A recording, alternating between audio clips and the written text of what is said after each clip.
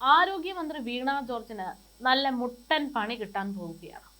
ചില സമയത്തെ അല്ലെങ്കിൽ വിവാദമുണ്ടാകുമ്പോഴുള്ള സമയത്ത് പിടിച്ചു നിൽക്കാൻ വേണ്ടി വായിൽ തോന്നുന്നതൊക്കെ വിളിച്ചു പറയുന്നു, ക്യാപ്സ്യൂൾ ഇറക്കുന്നു, ഓരോ ചെറിയ ചെറിയ കാര്യങ്ങൾ പറഞ്ഞുകൊണ്ട് മാധ്യമങ്ങൾക്ക് മുമ്പിൽ നിന്ന് രക്ഷപ്പെടാൻ ശ്രമിക്കുമ്പോൾ ആ പറയുന്ന വാക്കുകൾ ആരോഗ്യമന്ത്രിക്ക് തന്നെ തിരിച്ചടിയായി മാറുന്നു എന്നുള്ള റിപ്പോർട്ടുകളാണ് പുറത്തു വരുന്നത്.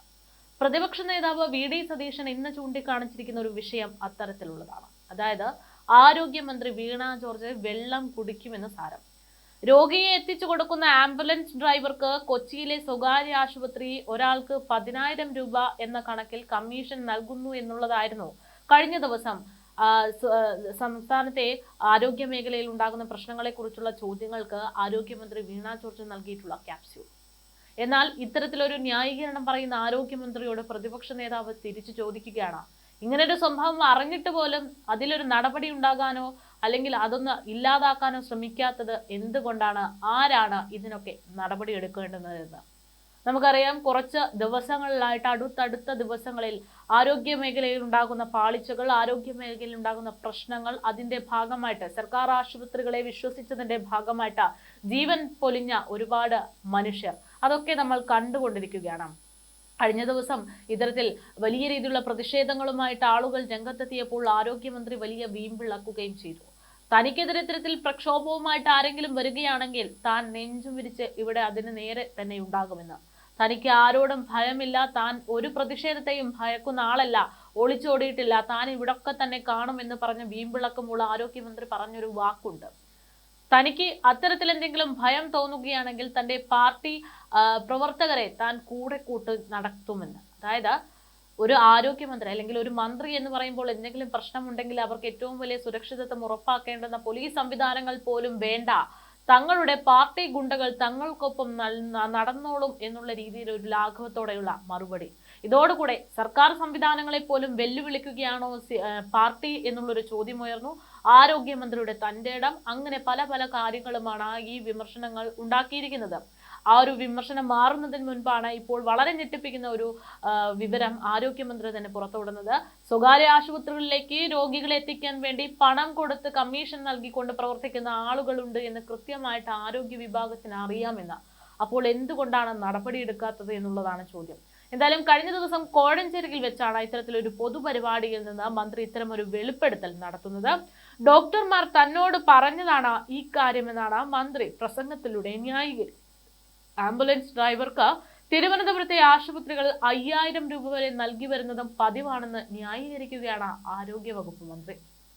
10 രോഗികളെ എത്തിച്ചാൽ ആംബുലൻസ് ഡ്രൈവർക്ക് 50,000-ഓളം രൂപ ലഭിക്കും. രോഗികളുടെ ബില്ലിൽ നിന്നാണ് ഇത്തരത്തിൽ ആശുപത്രികൾ ഈ തുക ഇത്തരത്തിൽ കമ്മീഷനായിട്ട് നൽകുന്നതെന്നാണ് പറയുന്നത്.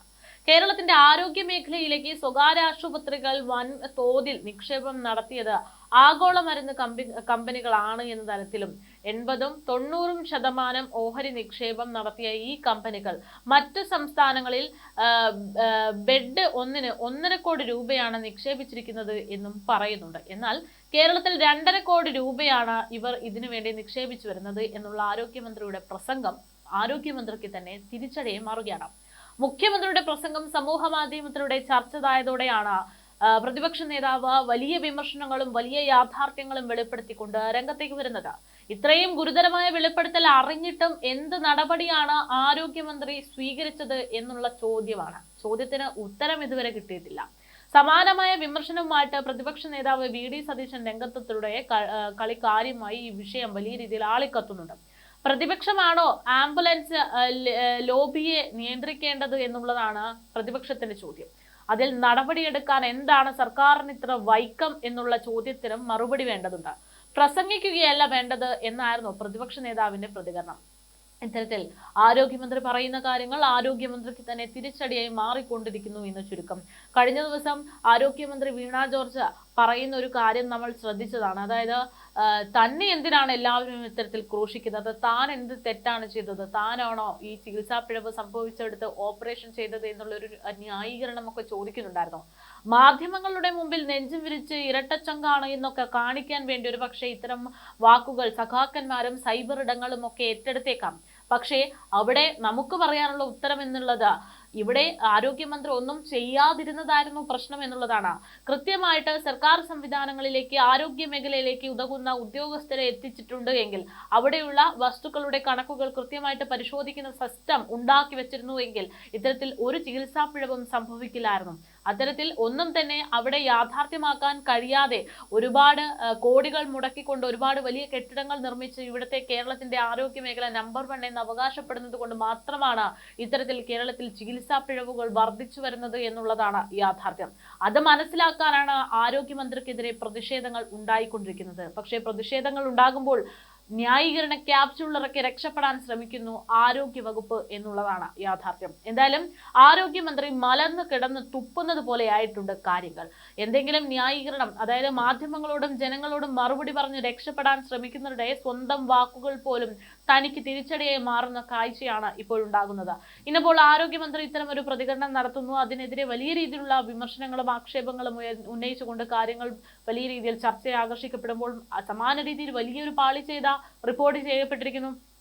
തൃശ്ശൂരിൽ നിന്നാണ് അങ്ങനെ ഒരു റിപ്പോർട്ട് വരുന്നത്. അതായത് 5 വർഷം മുമ്പ് ശസ്ത്രക്രിയക്കിടെ വയറ്റിൽ കത്രിക മറന്നുവെച്ച സംഭവത്തിൽ തെളിവ് നൽകാൻ ഹാജരാകണമെന്ന് പറഞ്ഞുകൊണ്ട് മെഡിക്കൽ കോളേജിൽ നിന്ന് മരിച്ച ഒരാൾക്ക് കത്തയച്ചിരിക്കുകയാണ്. നോക്കുക, ഇതുപോലും കൃത്യമായിട്ട് പരിശോധിക്കാതെയാണ്, അതായത് എന്തെങ്കിലും ഒരു നടപടി എടുക്കണമെന്ന് പറയുമ്പോൾ ആ നടപടി കൃത്യമായി ചെയ്യാൻ പറ്റാത്തൊരു സംവിധാനമാണ് ഇവിടെ ഉള്ളത്, അല്ലെങ്കിൽ അങ്ങനെ ഒരു സംവിധാനത്തിനാണ് ഇവിടുത്തെ സർക്കാർ നേതൃത്വം കൊടുക്കുന്നത് എന്നുള്ളതാണ് യാഥാർത്ഥ്യം. എന്തായാലും തൃശ്ശൂരിലെ ആ ഒരു സംഭവവുമായി ബന്ധപ്പെട്ട് റിപ്പോർട്ട് പുറത്തു പറയുന്നത് പ്രകാരം മരിച്ചയാൾക്ക് മെഡിക്കൽ കോളേജ് കത്ത് നൽകി എന്നുള്ളതാണ് വിവരം. രോഗി മരിച്ചിട്ട് 1 വർഷം കഴിഞ്ഞെന്ന വിവരം അറിയാതെയാണ് തങ്ങൾ തൃശ്ശൂർ ഗവൺമെന്റ് മെഡിക്കൽ കോളേജിൽ നിന്ന് വിചാരണയിൽ പങ്കെടുക്കാൻ വേണ്ടി നോട്ടീസ് അയച്ചിരിക്കുന്നത് എന്നുള്ളതാണ് പുറത്തുവരുന്നത്. ശസ്ത്രക്രിയയിൽ ഉണ്ടായിട്ടുള്ള ഗുരുതര വീഴ്ച ചൂണ്ടിക്കാട്ടി രോഗിയുടെ കുടുംബം കോടതിയിൽ നടത്തുന്ന കേസ് തുടരുമ്പോഴാണ് 5 വർഷത്തിനു ശേഷം രോഗിയോട് ഹാജരാകാൻ മെഡിക്കൽ കോളേജ് അധികൃതരുടെ നിർദ്ദേശം എന്നുള്ള വിവരങ്ങളാണ് പുറത്തുവരുന്നത്. ഓട്ടോ ഡ്രൈവറായിരുന്ന കൂർക്കഞ്ചേരി മാളിയേക്കൽ ജോസഫ് പോളിനെ പാൻക്രിയാസ് അടക്കമുള്ള ആന്തരിക അവയവങ്ങളിൽ മുഴ കണ്ടെത്തുന്നതിനെ തുടർന്ന് 2020 മെയ്യിലാണ് മെഡിക്കൽ കോളേജ് ആശുപത്രിയിൽ പ്രവേശിപ്പിച്ചത്. 2 ശസ്ത്രക്രിയയാണ് അന്ന് നടന്നിരുന്നത്. രണ്ടാമത്തെ ശസ്ത്രക്രിയയ്ക്ക് ശേഷം 1.5 മാസം കഴിഞ്ഞിട്ടും വയറ്റിൽ അസ്വാഭാവിക വേദന തുടർന്നു. അതോടുകൂടെ വീണ്ടും മെഡിക്കൽ കോളേജിലേക്ക് എത്തി CT സ്കാൻ ചെയ്ത സമയത്താണ് അത്തരത്തിൽ ഞെട്ടിക്കുന്നൊരു സംഭവം അറിഞ്ഞതുപോലും. വയറ്റിൽ പഴുപ്പുണ്ട് എന്നും വീണ്ടും ഒരു ശസ്ത്രക്രിയ കൂടി അടിയന്തരമായി നടത്തേണ്ടി വരുമെന്നും ഡോക്ടർ പറഞ്ഞപ്പോൾ സംശയം തോന്നിയപ്പോഴാണ് ഇവർ സ്വകാര്യ ലാബിൽ എക്സ്റേ എടുക്കുന്നത്. അങ്ങനെ എക്സ്റേ എടുത്തപ്പോഴാണ് വയറ്റിൽ കത്രിക, അതായത് ഫോർസെപ്സ് കണ്ടെത്തുന്നത്. ഉടൻ സ്വകാര്യ ആശുപത്രിയിൽ എത്തിച്ച് ശസ്ത്രക്രിയയിലൂടെ കത്രിക പുറത്തെടുക്കുകയായിരുന്നു. ഗ്യാസ്ട്രോ സർജനായ ഡോക്ടർക്കെതിരെ അന്ന് കേസ് കോടതിയിൽ നൽകി. അതിന്റെ ഭാഗമായിട്ടുള്ള നടപടികൾ. ഇതിനിടെ 2025 ജനുവരിയിൽ ക്യാൻസർ മൂലം ജോസഫ് മരണപ്പെടുകയും ചെയ്തു. മനുഷ്യാവകാശ കമ്മീഷനിൽ നിന്നടക്കം വിധി ഉണ്ടായിട്ടും അർഹിച്ച നഷ്ടപരിഹാരം പോലും ലഭിക്കാതെയാണ് ജോസഫിന്റെ കുടുംബം ഇപ്പോൾ നിൽക്കുന്നത്. ഇതിനിടയിലാണ് കഴിഞ്ഞ ദിവസം 17 മെഡിക്കൽ കോളേജ് പ്രിൻസിപ്പലിന്റെ നോട്ടീസ് ജോസഫിന്റെ ഭാര്യ ബിന്ദുവിന് ലഭിക്കുന്നത്. വയറ്റിൽ കത്രിക മറച്ചുവെച്ച സംഭവത്തിൽ 20-ന് തിരുവനന്തപുരത്ത് സെക്രട്ടേറിയറ്റിൽ അനക്സിൽ നേരിട്ട് ഹാജരായി തെളിവ് നൽകണം എന്നുള്ളതായിരുന്നു നോട്ടീസ്. രോഗി മരിച്ച വിവരം അറിയാതെ ജോസഫിന്റെ പേരിൽ തന്നെയാണ് കത്ത് വന്നത് എന്നുള്ളത് ശ്രദ്ധേയമാണ്. ഇതോടുകൂടെ ഭാര്യ ബിന്ദു മക്കളെയും കൂട്ടി തിരുവനന്തപുരത്തേക്ക് പുറപ്പെടാൻ നിൽക്കെ അടുത്ത കത്ത് വന്നു. ഹിയറിംഗ് മാറ്റിവെച്ചു എന്നും പുതിയ കത്തിലെ ഉള്ളടക്കമുണ്ടായിരുന്നു. ജോസഫിന്റെ ശസ്ത്രക്രിയ കഴിഞ്ഞ് 1.5 മാസം കഴിഞ്ഞിട്ടും വേദന തുടർന്നപ്പോഴാണ് വീണ്ടും മെഡിക്കൽ കോളേജിലേക്ക് CT സ്കാനുമായിട്ട് എത്തുന്നത്. വയറ്റിൽ പഴുപ്പുണ്ടെന്ന് പറഞ്ഞപ്പോൾ അവർ ഒരു ശസ്ത്രക്രിയ കൂടെ വേണമെന്ന് പറഞ്ഞ് നിസാരവൽക്കരിച്ചു. അങ്ങനെ ഉണ്ടായിട്ടുള്ള ഒരു കേസ്. അതായത് ഇത്തരത്തിൽ ഉത്തരവാദിത്ത ബോധമില്ലാത്ത ഒരുപാട് ആളുകളെ നിയമിച്ചുകൊണ്ട്, അല്ലെങ്കിൽ ഉത്തരവാദിത്ത ബോധമില്ലാത്ത ആളുകളെ വീണ്ടും സർവീസിൽ തുടരാൻ അനുവദിച്ചുകൊണ്ടുള്ള വലിയ പിഴവുകളാണ് നമ്മുടെ സർക്കാർ ചെയ്തുകൊണ്ടിരിക്കുന്നത് എന്നുള്ളതാണ്. ഇവിടെ ചെയ്യേണ്ടുന്ന കാര്യം അത് എന്താണ് എന്ന് നമ്മളൊന്നും പറഞ്ഞു കൊടുക്കേണ്ട ആവശ്യമില്ല. ഇത്രയും എക്സ്പീരിയൻസ് ഉള്ള 2 തവണ കേരളം ഭരിച്ചിട്ടുള്ള മുഖ്യമന്ത്രി പിണറായി വിജയന്റെ നേതൃത്വത്തിലുള്ള ഈ സർക്കാരിന് എന്തുകൊണ്ടാണ് ഇതിനൊരു പരിഹാരം കണ്ടെത്താൻ ഇതുവരെ സാധിക്കാത്തത്? ആഗോള അയ്യപ്പ സംഗമം നടത്തിക്കൊണ്ട് ശബരിമലയിലെ പ്രശ്നങ്ങൾ തീർപ്പാക്കാം എന്ന് പറഞ്ഞുകൊണ്ട് കോടികൾ പൊടിച്ചതല്ലാതെ അവിടെ ഒരു പ്രശ്നങ്ങളും പരിഹരിച്ചിട്ടില്ല. നവകേരള സദസ്സ് എന്നുള്ള ഒരു പരിപാടി ഉണ്ടാക്കുകയും അതിന്റെ പേരിൽ കോടികൾ പൊടിക്കുകയും ചെയ്തെങ്കിലും ജനങ്ങൾക്ക് ഒരു തരത്തിലും ഒരു ഉപയോഗപ്രദമാകുന്ന നടപടി ഉണ്ടായിട്ടില്ല. അത്തരത്തിൽ തന്നെയാണ് ഈ ആരോഗ്യ മേഖലയുടെയും കാര്യങ്ങൾ പോയിക്കൊണ്ടിരിക്കുന്നത്. എന്തെങ്കിലും ഒരു കൃത്യമായ നടപടി എടുക്കുമോ എന്ന് ചോദിച്ചാൽ, ആരെങ്കിലുമൊക്കെ ജീവൻ നഷ്ടപ്പെടുമ്പോൾ മാധ്യമങ്ങളുടെ മുന്നിൽ നിന്ന് രക്ഷപ്പെടാൻ വേണ്ടി ശ്രദ്ധയിൽപ്പെട്ടിട്ടുണ്ട്. മുഖം നോക്കാതെ നടപടി എടുക്കുമെന്ന് പറഞ്ഞ് ക്യാപ്സ്യൂൾ ഇറക്കുന്ന ആരോഗ്യ വിഭാഗം. ഒരു തെറ്റ് ചെയ്തിട്ടുണ്ടെങ്കിൽ ആ തെറ്റ് ചെയ്ത ആൾക്ക് കൃത്യമായിട്ടുള്ള ശക്തമായിട്ടുള്ള ശിക്ഷ നൽകിയാൽ പിന്നീട് ഒരാളും ആ ഒരു തെറ്റ് ആവർത്തിക്കാതിരിക്കാൻ ശ്രമിക്കും. എന്തെങ്കിലും പാളിച്ചകൾ തന്റെ ഭാഗത്തു നിന്നുണ്ടായാൽ തനിക്ക് അത്തരത്തിലുള്ള ശിക്ഷ ലഭിക്കുമെന്നുള്ള ഒരു ഭയം കൊണ്ടെങ്കിലും അവരത് കൃത്യമായിട്ട് പരിശോധിച്ച് കാര്യങ്ങൾ മുന്നോട്ട് ചെയ്യും എന്നുള്ളതാണ്. പക്ഷേ എന്താണ് ഇവിടെ സംഭവിക്കുന്നത്? ഇത്തരത്തിൽ എന്തെങ്കിലും പ്രശ്നങ്ങൾ ഉണ്ടാകുമ്പോൾ ആ വിവാദമുണ്ടായ ആളുകൾക്കൊപ്പം നിൽക്കുകയാണ് സർക്കാർ.